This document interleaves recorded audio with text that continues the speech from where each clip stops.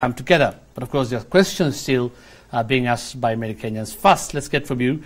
What is the latest, or does the government knows about this attack? Who are these people? Well, Hussein, first of all, thank you for having me tonight. And I must begin by joining the President and the rest of Kenyans by sending condolences to the families of those people whose lives have been cut short by the attackers in the morning of today. Basically, there's a lot of talk about Mandera. Mm-hmm. We know, as you probably know, that 36 Kenyans lost their lives for no reason. We know that the Al-Shabaab has claimed that they did it, which they have done several times. Mm-hmm.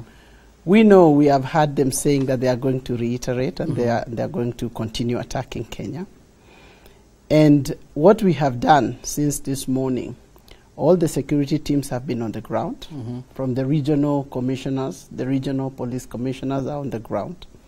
And they have been looking at various aspects of this attack, basically to begin to establish how these people got to where they got, where they possibly have been.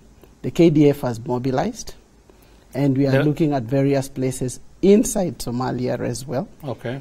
And so there's a number of operational issues that are going on. Yes. These additional, like when you say the KDF have been mobilized, we have additional forces going there? We're going to be having additional forces, but you're also going to be having much more deeper planning in terms of securing not just Mandera, mm-hmm. but securing this country. Okay. So it is not just about Mandera, it is about the scale of the threat as expressed by the President. Mm-hmm. I think it is extremely important that all Kenyans understand mm-hmm. that this threat is larger than Mandera. Mm-hmm.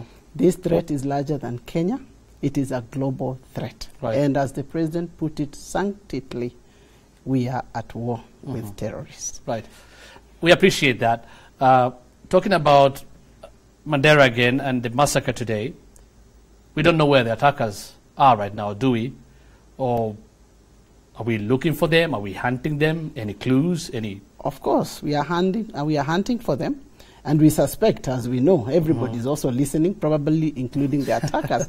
So there are certain things I won't be able to tell you on this screen. Right. But I think what I want to say again is that the government has pronounced himself in terms of the way forward. Mm-hmm.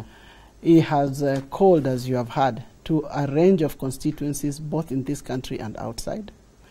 I think it is important that we appreciate that he has been looking at this matter very closely, and so have we in all the security dockets. Okay. And so we'll be seeing a lot of things happening. Right, and we hope for that. And fair enough when you say you don't want to disclose everything. These are security matters, of course. But many have been questioning what happened there. 10 days ago, we had an attack at Arabia, and we had the government then saying it killed about 100 militants. Now, questions have been raised. Of course, not many may know what's happening there, but questions have been raised now. Where are these other attackers coming from? Well, there were cells that were attacked just close to the border with Kenya. So where are these others coming from? Well, I don't think any Kenyan believes that there are only 100 Al-Shabaabs. Obviously, yes. Clearly. Yeah. And therefore, I think killing 100 Al-Shabaab doesn't mean you have removed the swamps of any Al-Shabaab or their sympathizers. Right.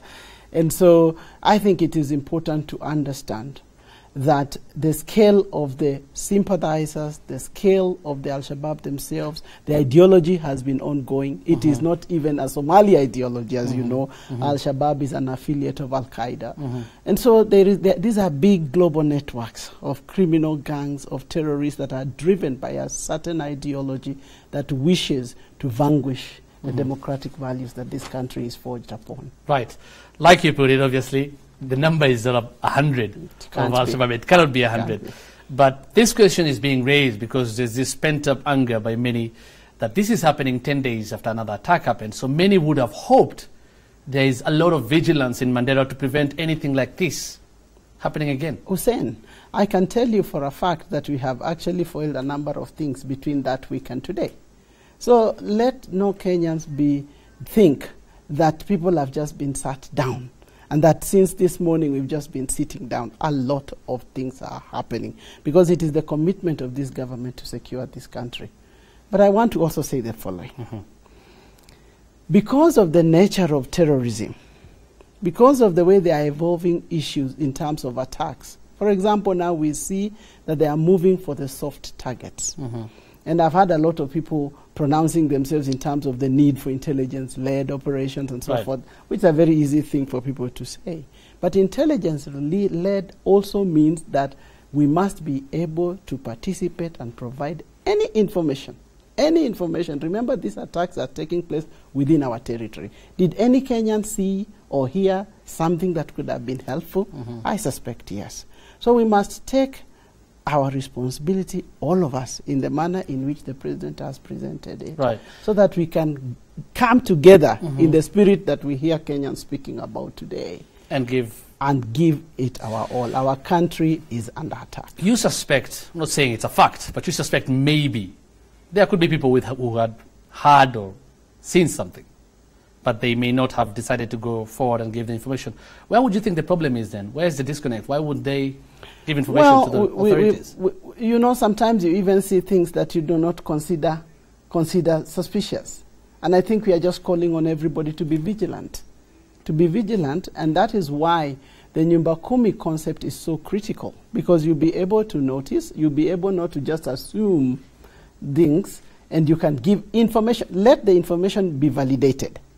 Let it be validated by those people that are able to connect dots, because this is the thing about terrorism. Sometimes they are so impervious. That's why we talk about sleeper cells. They can remain sleeping for a pretty long period of time. Okay. The assumption, of course, you know better, but the assumption is that they came through the border. Again, many have been talking about this porous border. Who is really manning our borders? And when KDF went into Somalia, at some point, I think 2 years ago, we had there would be a buffer zone to prevent such things from happening. These things are happening just kilometers from the Kenya-Somalia border. Hussein, it is true that our border with Somalia is a porous border. We do not have a physical wall or separation from ourselves from Somalia. But it is also true that we have identified it as the biggest vulnerable point. Now you will know that Mandera lies proximate to the next Somali town. And actually now we already have one town that links the whole sprawl of a city that moves from one country to another. So we've identified the border area, in particular border management and control, as a priority. And we have done a lot of thinking around how to go about this. Okay. We're getting information right now. I don't know if you're aware. I'm just going to get that from the director right now, that we have another attack right now. 7 people have been killed. Are you aware of that? Habaswein, I think that is in Wajir County? Habaswein is in Wajir County. Yes. And as I have come into the studio, I had not gotten this information. I will follow it up as soon as I get out of here. But what this tells me, and what this should tell every Kenyan, is that our vulnerability is real. It is real vulnerability. The fact that we are having changes today doesn't mean that our vulnerability has ended. And therefore, the call of the president is critical to all of us. We have started to have changes in the security service. We need to change a lot of things. A lot is going to be coming through. But everybody must participate. This war is on us. It is with us. Okay. Of course, some will obviously talk about the resignation of David Kimayo and now the nomination of General Nkaissery. Is it about individuals or the whole structure? And are we going to see more changes going forward? When the president spoke to the nation this afternoon, he indicated that since last week, he had put together a team that has been thinking through this. He's expecting a report with recommendation day after tomorrow. Okay. So you're going to see much more. Right. We have been talking with the legislators to look at not just the administrative issues, but also the possible legal loopholes that need to be dealt with. Right. So you're going to be seeing a lot of things, and I want to tell Kenyans that there's going to be fundamental changes going forward. Okay, finally I have to ask this because everybody is asking it. We've had the resignation of Inspector General, nomination of General Nkaissery, waiting of call for approval in Parliament. What is the fate of Ole Lenku? He was Cabinet Secretary where you work, obviously. I think it's a question for the president.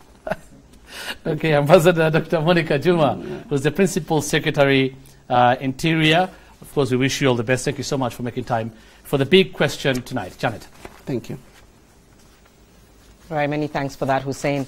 Turning now to another tragic story that we've been following for you. The search for clues in the death of a couple and the disappearance of their 3 children has taken a bizarre twist, with claims that the deceased lawyer was planning to transfer his property to a partner in a cult-like ministry where he was a member. Police today filed an affidavit in court in which they listed 17 grounds that have led detectives to believe that a female pastor in the church could have been involved in the mysterious deaths. Police asked for more time to investigate the case when the pastor appeared at the Kiambu Law Courts today. And as Wilkista Nyaba reports, the search for two of the missing children is yet to yield any fruit.